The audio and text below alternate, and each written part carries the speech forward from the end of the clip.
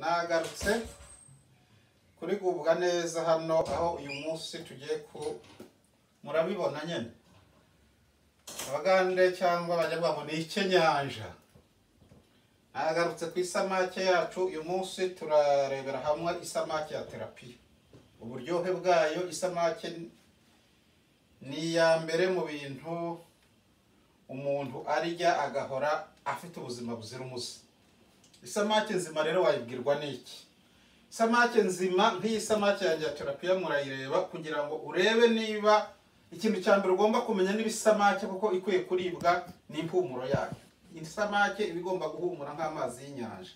Urayifata ukayihumuriza, wumvishije iri guhumuramo impumuro y'isamake umenye ngo iyo samake yarapfuye. Isamake yanjye ni nzima, irahumura neza neza amazi y'inyanja. Icya kabiri, ugerageza kuyikandaho.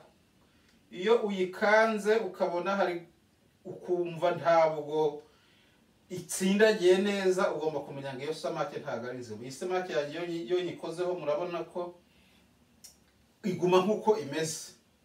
Ahasigaye ukareba no ku maso yayo, urabona ko undi nkanda ijisho rikagaruka. Uyu munsi rero navuze kuko ndategura iroti y'isi ya terapiya. Iroti ya terapiya hano murabona ko nitabaje icyuma cyanjye. Igihe cyose ugiye kubaga isamake ugomba kuba ufite icyuma kimeze gutya. Mfite ibyuma bibiri. Hano hari icyuma cy'inyama y'iroti isanzwe cyangwa se gitema ahantu hakomeye ku isamake, ariko icyuma kibaga isamake nuko kiba giforomye, kiba kimeze nk'umwambi.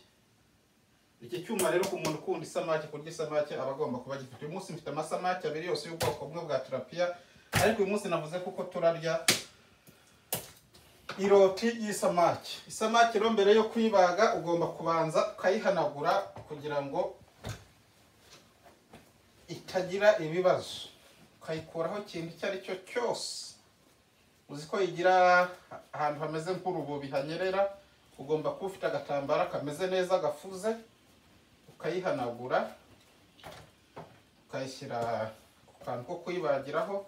Isamake ntabwo ari byiza kuyibagira ku rubaho cyangwa ku kindi kintu, biba byiza bibagiye ku kintu cya plastique kugira ngo byoroha koza plastique kurusha ko gukoresha urubaho.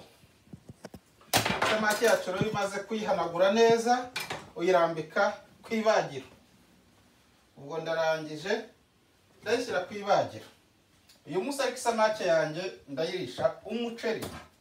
Ndabona hano natetse amazi y'umuceri, reka manza nshyiremo umuceri.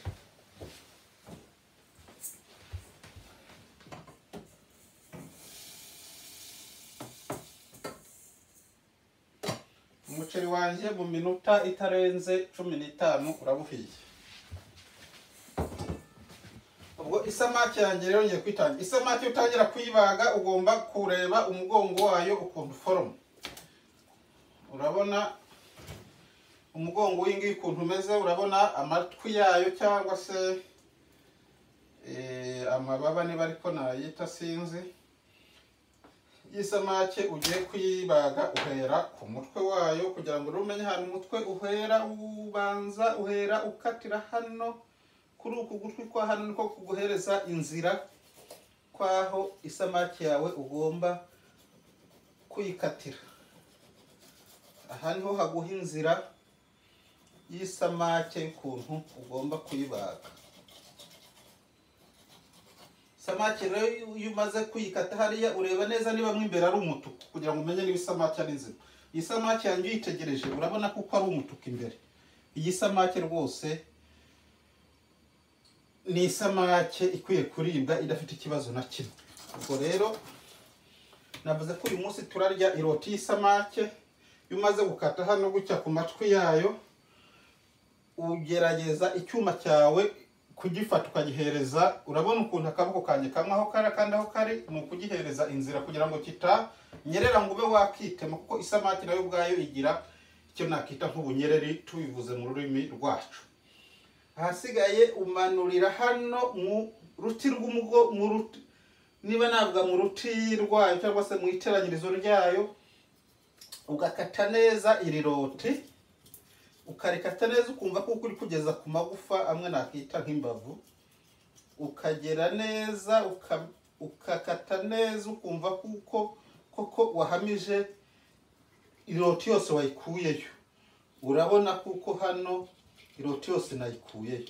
Iyo wayikuyeyo rero wumva amagufa, urabona kuko umushyo wanjye bamwe bawita umushyo, abandi bakawita imbugita, abandi bakawita icyuma. Urabona kuko uri kugenda umanuka, imbugita yanjye iri kugenda imanuka, umushyo wanjye uri kugenda umanuka. Kwitegereza neza kugira ngo hatagira igufa njyana mu iroti cyangwa ngo nsigeho umunopfu. Karabwe ko iroti yanjye yose ngomba kuyikuraho. Uyu munsi navuze ko ndakora iroti y'isamaki. Hari abantu batazi ko terapiya bayiryana n'amahwa, batazi kuko rimwe na rimwe umuntu ashobora kuyikuraho iroti, kandi n'aya magufa yayo nayo akagira umumaro mwinshi. Ubwo rero urabona kuko umushyo wanjye uracyaye, uru n'uruhande rumwe urabona iroti ko nyikuyeho. Iyo ushatse ukuraho n'uruhu rwawo, ariko njyewe ndarukunda ruri kumwe n'iroti, ntabwo ndarukuraho. Ariko iyo ushatse no kurukuraho ugira gutya, ufata gutya, ukagira gutya, ruhita rwikura ugasigarana iroti gusa. Ariko njyewe nkunda uru ruhu rw'inyuma, rugira vitamine nkunda kandi ntabwo ndarukuraho, ruraryoha cyane. Ndaza ku rundi ruhande. Ku rundi ruhande naho nuko ndakatira mu gutwi kwako kwa hano.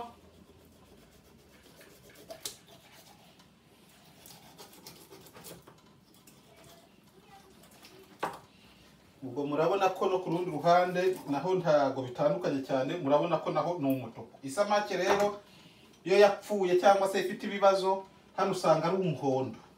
Usanze ubaza isamake hano ku ijosi ryayo ugasanga ari umuhondo, iyo ngo ushatse wahita uyijugunya ko kwirya no kwitera ibibazo n'uburwayi butandukanye utamenye iba yaranduriye mu mazi cyangwa se yarabitswe nabi. Ubwo rero isamake hano n'ubundi nkuko nabivuze, ndamanuka neza kureho iroti kuko nabikoze ku rundi ruhande. Urabibona ko umushyo wanjye wamanutse neza, wageze ku ruti rw'umugongo. Mubyitegereze neza, urabona kuko rwose iyi samake imeze neza.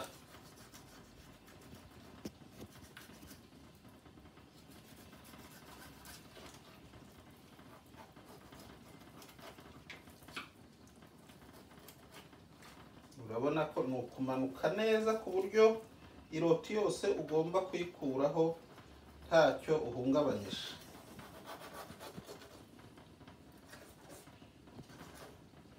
Kandi ukibuka ko isamake yawe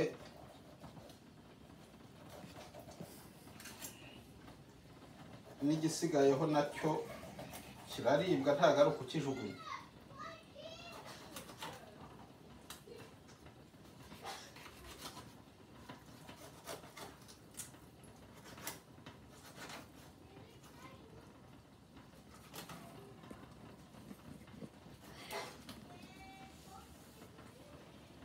Urabona ubu ngubu uru ruhande narwo ndarurangije.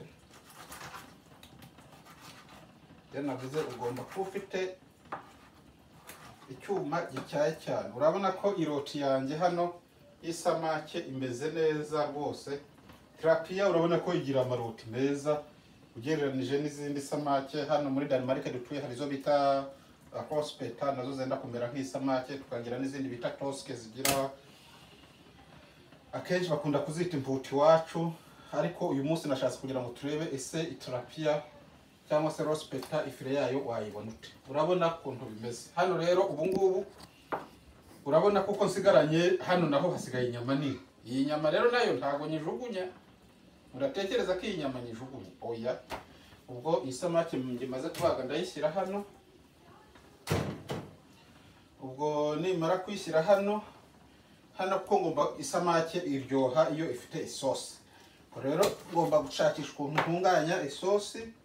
Uyu mutwe urabona uryohewe no gukora isosi, uyu ngo ndawukoramo isosi. Ariko ku bandi bahanga ubundi hari ukuntu uyu mutwe ugira gutya ukawushyiraho ukawuzengurutsaho ifarine, noneho ukumuka neza ukawukaranga mu mavuta. Uraryoha cyane iyo ukaranze mu mavuta. Ariko uyu munsi ntabwo nibyo nateguye.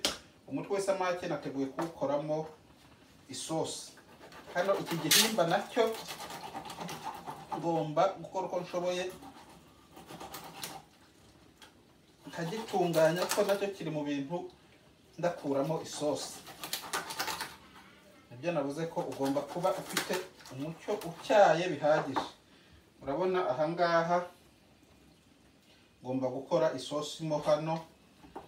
Isosi rero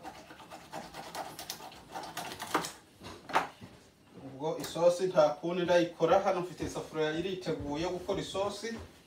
Hano ndayishyiramo hano gutya. Tumaze kuyishyiramo ngomba gukaraba igihe icyo ari cyo cyose. Iyo ndi mu isamake ni ukwimenyereza gukaraba. Navuze ko ugomba kuba ufite agatambaro ko kwihunguza igihe cyose uri mu gikoni. Kandi iki ngiki kubera ko ngomba gukora isosi ngomba gukoreshamo seleri, ngakoreshamo citron, ngakoreshamo igitunguru, ngakoreshamo n'ibihumyo kugira ngo isosi yanjye ibe imeze neza. Reka mbe mbarekeye ahangaha, turakomeza mu mwanya.